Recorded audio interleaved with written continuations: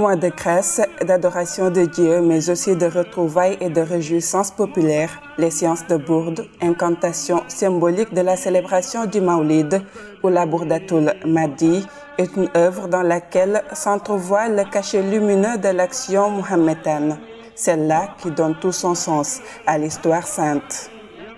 Ayant vécu au 7e siècle de l'Hégire, l'imam Boussaïri, de son vrai nom, Abu Abdallah Muhammad ibn Saïd al-Boussaïri, est originaire du pays des pharaons, l'Égypte, où se côtoient pyramides et découvertes phares.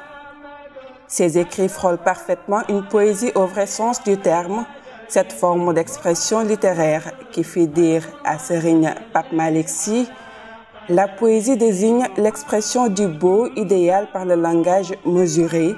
Elle doit flatter l'oreille, toucher le cœur, frapper l'imagination et élever l'esprit. Al-Bourda, le plus célèbre de ses écrits, signifie le manteau. Ce fameux manteau dont il est question est exposé en Turquie au musée du Sérail, situé à la capitale de la dite ville, à Istanbul. Pour la petite histoire, le cheikh Abu Abdallah Muhammadul ibn Saïd al-Boussaïri, très jeune, fréquenta les cours de divers traditionalistes et soufis.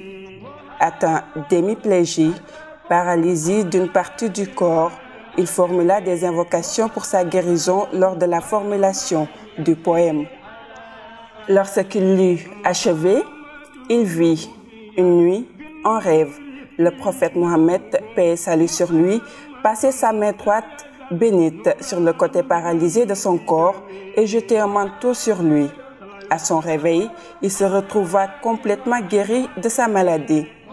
Le poème reçut alors le nom de Bourda, le manteau.